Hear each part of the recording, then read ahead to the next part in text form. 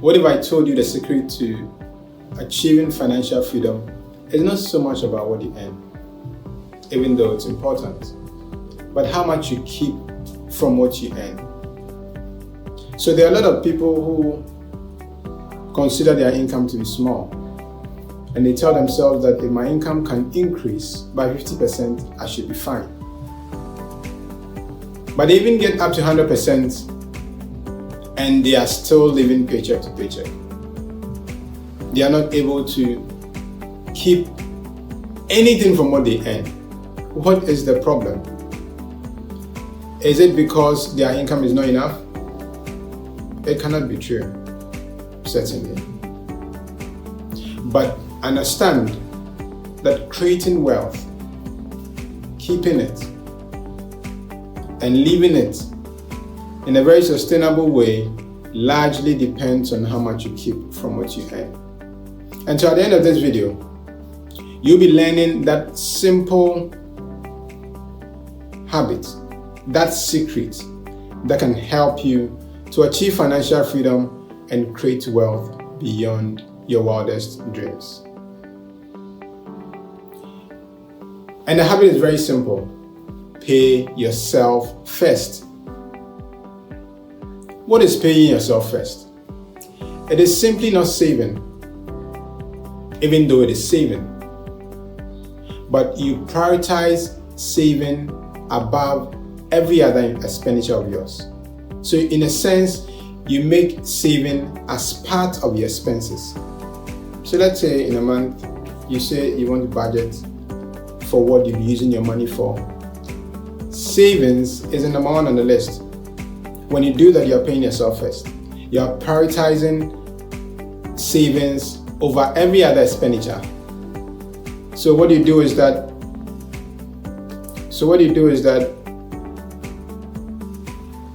let's say you receive 500 cedis in a month and all of your expenses consumes that 500. So you take 50 cedis, 100 cedis, any amount that you want to save from that 500 cedis as savings towards your investment, towards your future. Then the rest takes care of you. So this is what we mean paying yourself first. This can be likened to a farmer who harvests, and when they harvest, they don't eat all the produce. They don't sell all. They consider that they'll be planting the next season, and so they take part of the fruit, part of the harvest as seed. Keep it to the next harvest. This is what we're talking about. You treat your savings as a seed, which should go into your future. And now, as you do this on a regular basis, if you consider each of them in isolation, you think that it won't make any difference to your life. But if you can do this consistently over a long period of time, it will have significant effect on your life, and it can truly help you achieve financial freedom. So what's the psychology behind this? If you decide to pay yourself first before you consider any other expenditure, what it does is that it helps you, it changes your mindset. Now you begin to look into the future. You are prioritizing your future self today. What does that mean? It means that you are investing into your future. Now remember that your current situation that you are in is as a result of the investment you made in yourself in the past, yesterday. So what you'll be living, the life you'll be living tomorrow depends on the kind of investment you make in your life today. One of the investments you make in your life is to put money aside today so that tomorrow it can be available for you. And so if you prioritize saving now, if you prioritize saving first before you consider every other thing, if you prioritize paying yourself today, what it means is that you are investing into your future self. That change in shift of mindset is something that will serve you well, not only in your finances, but in other areas of life. And this is different from saving after everything is left. There are some people who say that, okay, because I have a huge expenditure, or I consider other expenditure more important than saving or paying myself first, let me subtract every other thing before I save. If some remains, I'll save it. If there's nothing that remains, then I'll hope for another time.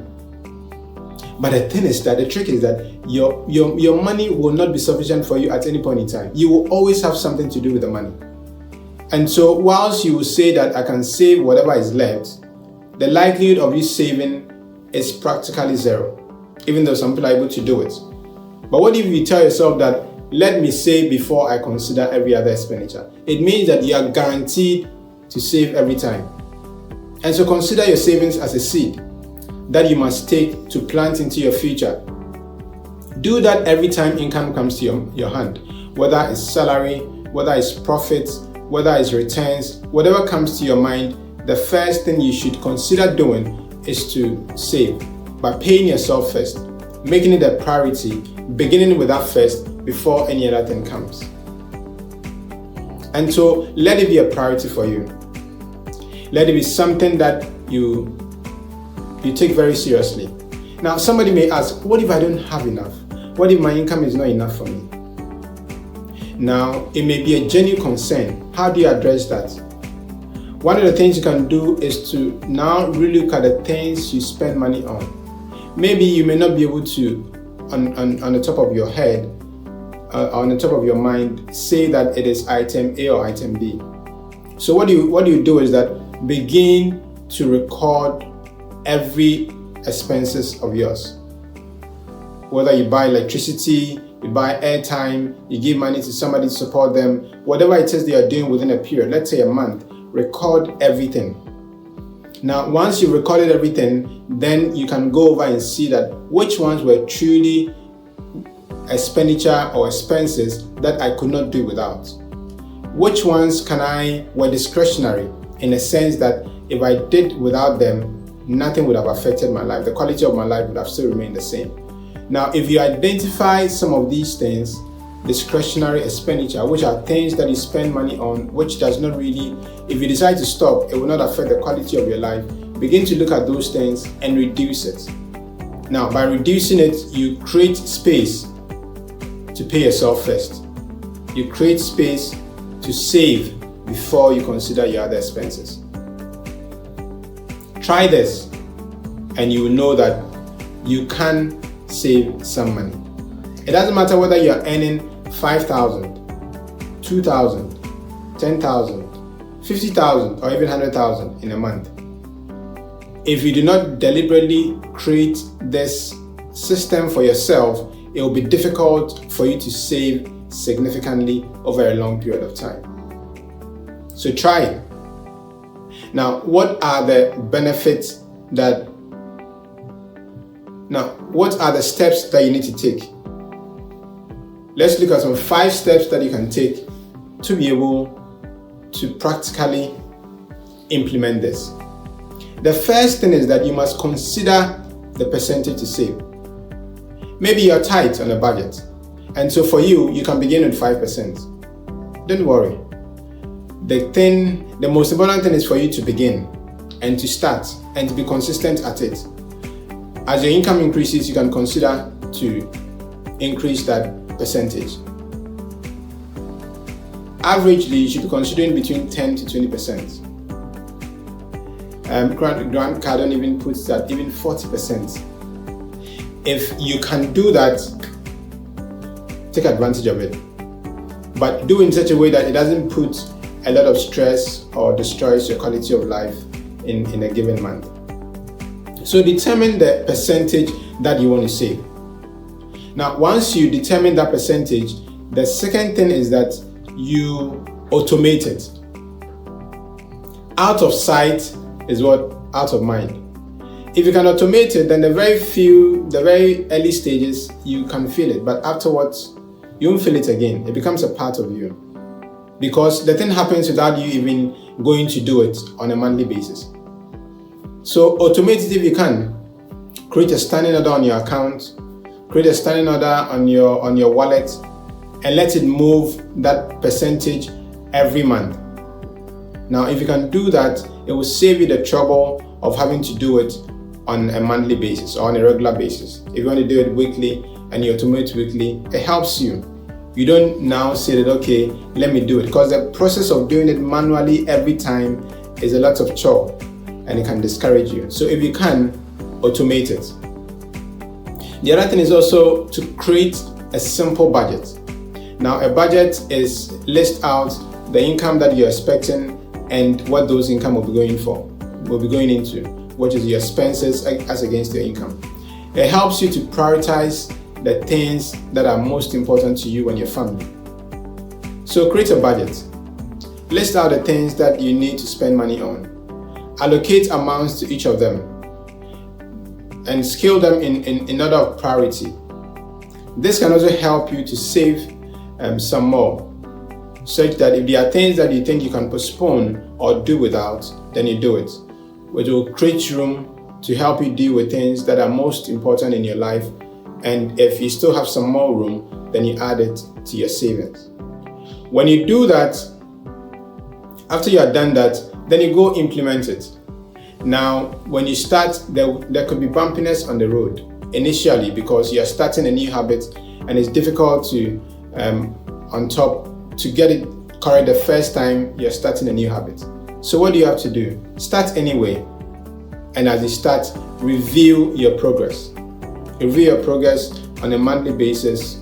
Give yourself the next quarter, 6 months, year, and see what you're able to do well, what you couldn't do well. Review the budgets and expenditure over the period and see where you can make adjustments. And once you do that, you will thank your future self.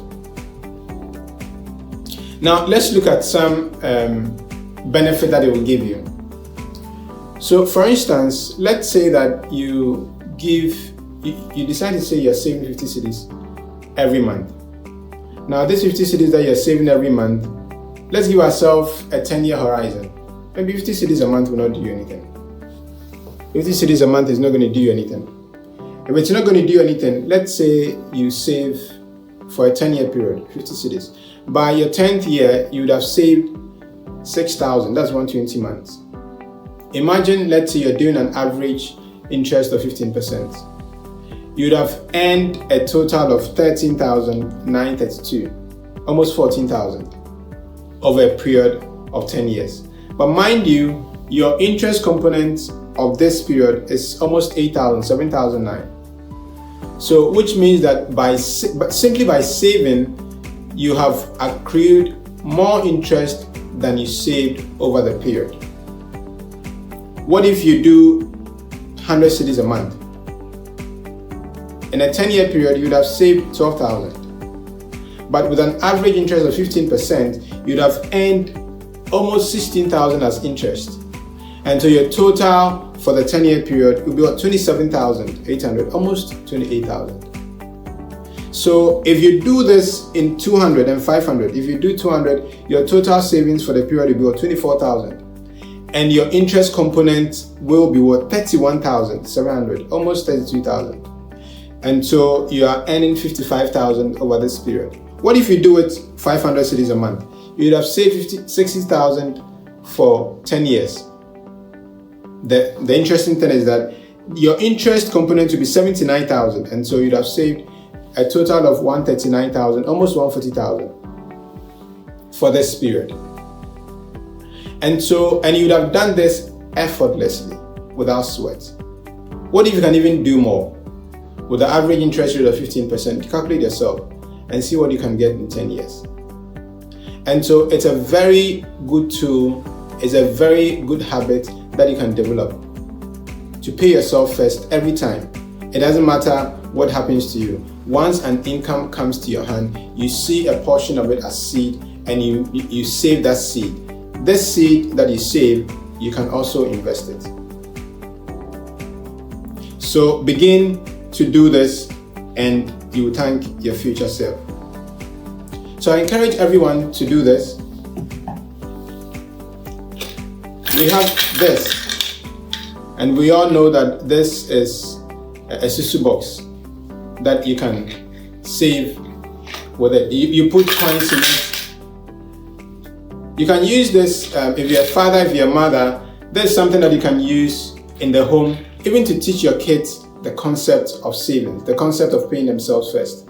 If they have any income, if they have any money, they should prioritize putting money in the Asusu box first. And when you do this, they begin to cultivate this habit at a very young age, and it will help them. Try this in the house. Mother, father, kids, do this. As a father, get this for all of your kids, including your wife. And all the small coins that you don't value, you don't require, put them in. At the beginning of the year, start.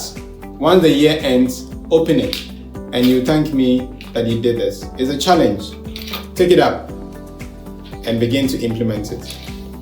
Now, aside doing this in the house, you can also begin to implement this concept of paying yourself first. If you're an employee, there's a high chances that your employer provides you with pension benefits.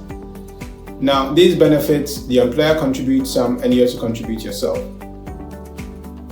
You have the option of increasing your Provident Fund contribution.